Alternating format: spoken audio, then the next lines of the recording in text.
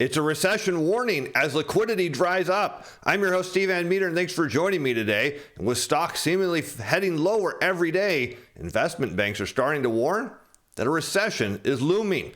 Let's head over to Bloomberg where we kick this story off, where Goldman sees a U.S. recession risk as high as 35% and cuts their forecast as recession odds in line with 20 to 35% implied by the yield curve, something we covered on Friday's show.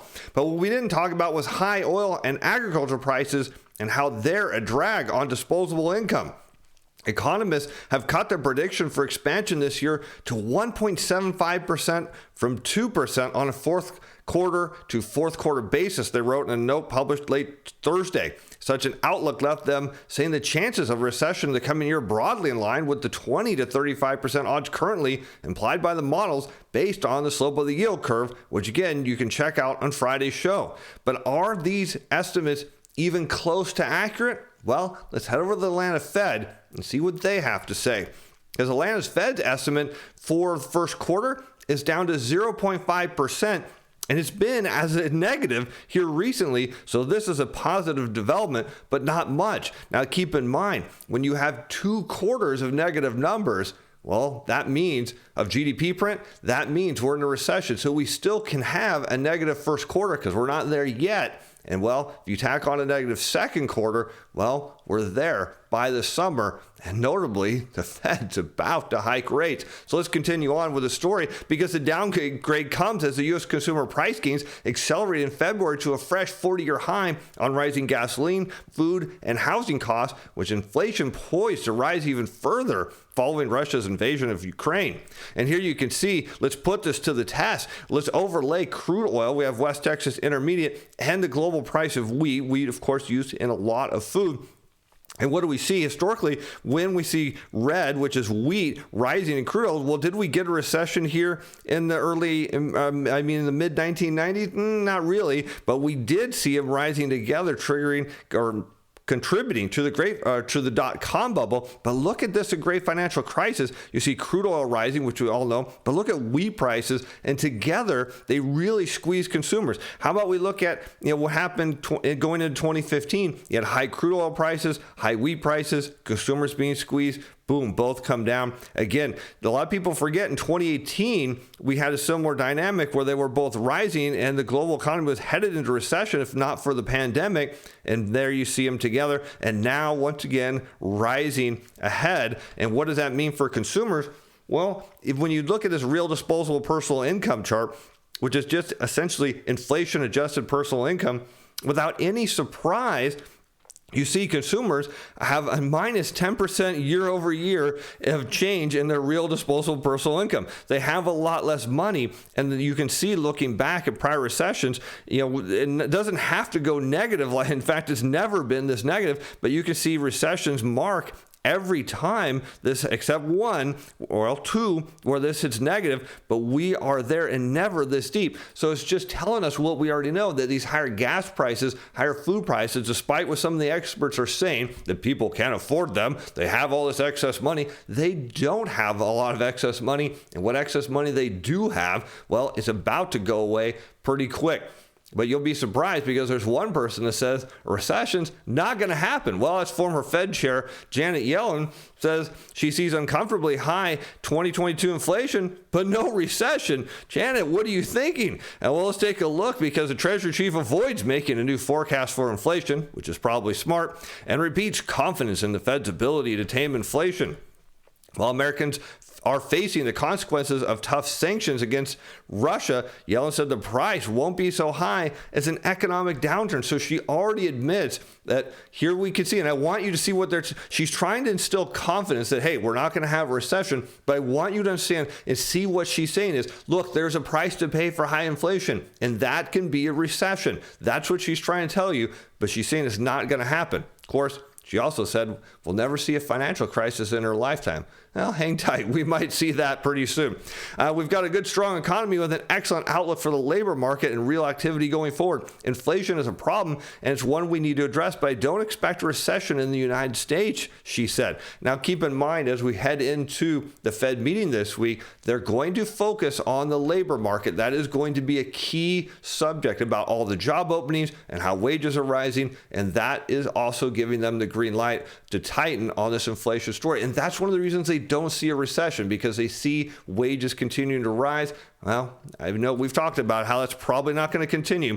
Yellen also said she believed the Federal Reserve could achieve a soft landing for the economy, something they almost never do, taming inflation without triggering a recession. I have confidence in their ability to make a meaningful difference, she said of the Fed policymakers who have signaled they will start raising rates next week. Well, I'll tell you what, if you are all concerned about Janet Yellen being wrong and us actually entering a recession, what that means to your portfolio, well, be sure to check out Portfolio Shield. I'll put a link in the corner in the description below. You'll be glad you did, because one thing that it understands, and I want to show you on the next slide, is what happens to yields and how they're interlinked with recessions, because that strategy does. And this is something you need to understand just in general, because right now, what's the consensus view is that rates have to go up. Well, they're also going to have likely head lower. And when they do, that signals that financial conditions are tightening. And we, of course, know they're tightening, but it's going to get worse. And I want to show you that when rates, and I put on here 2, 3, 5, 7, 10, and 30, I omitted 20, not because they haven't been around long enough to make any difference. But you'll notice when yields converge higher at a certain point, what do they tend to do next? Collapse lower. And you see it again, what's the gray shaded area? Yeah, it's a recession. And you see yields converging up and then crashing lower. Now, here in the early 80s, yields were falling mainly due to the Fed lowering interest rates, but you'll notice they converged higher and came down. How about going into the early 90s, we see a recession. As we move in there, what happens? The yields converge together and then head lower. And then you see coming into 1994, when Bond King was in high school. And what happened? There was a soft recession as he was graduating to 94, yields come down. How about into 2000, going into the dot-com bubble? Well, the yields knew it ahead of time. You see them converging and head lower. You can see it here again, going into the great financial crisis, yields converging, head lower. How did we know there was a recession coming before the pandemic? Yields converged and started to head lower ahead of it. And now what are we seeing? That convergence of yields. And so what's happening is the front end, those shorter term 2s, 3s, and 5s are coming to the same levels as 10s and 30s. And that shouldn't happen. And because again, what does that mean? It means that inflation expectations in the near term are outpacing growth expectations. It's not what you want, and that leads to a recession most of the time, and if not, an economic slowdown. If the Fed's lucky, they'll get a soft landing. But let's keep going, because what's coming next is potentially Janet Yellen seeing another financial crisis. Let's take a look at the high yield bond space.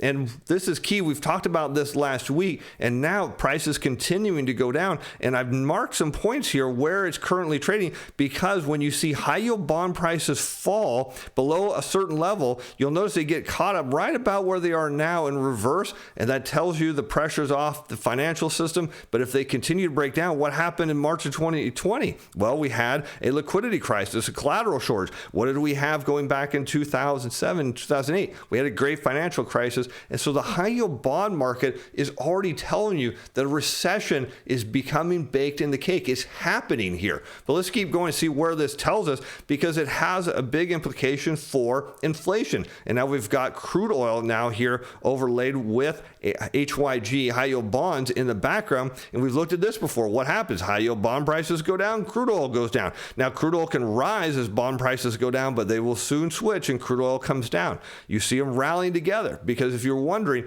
energy companies issue a lot of this debt. And so what happens here, we see both of them come down. Here again, we see them both coming down. But there's a point where high yield bonds started to come down, crude oil rose, and then hard reversal. We see it here going into the pandemic, and now high yield bonds heading lower, crude oil prices likely to revert. And what happens when crude oil prices come down? What's going to happen to that inflation story? Yeah, it's going to come disinflationary. So in the end, the high yield bond market's already doing the heavy lifting for the Fed, and they're about to hike. Let's look at some more of this.